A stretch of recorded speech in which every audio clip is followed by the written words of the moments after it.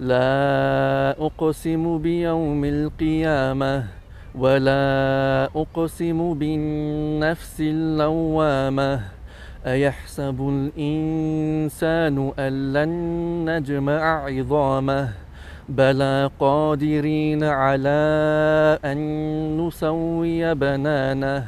ما كنت أتصور في يوم من الأيام أني أجلس في هذه الجلسة تبارك الرحمن مع واحد شرطي في بريطانيا وأسمع يقرأ القرآن أفضل مما نحن نقرأ. السؤال الأهم من بعد هذه القراءة، تعرف أن تتكلم اللغة العربية، تفهم اللغة العربية.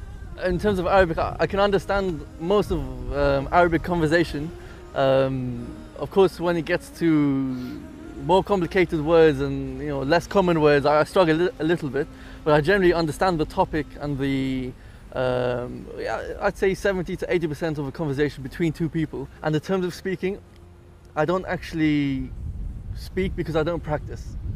But I'm sure if I did practice, then it wouldn't take very long because I already have the reading and the understanding in most part. So inshallah, with a bit of practice, the speaking will also arrive.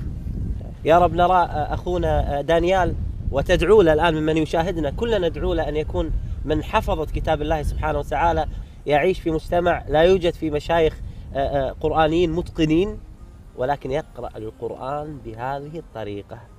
والله نخجل من أنفسنا. حميم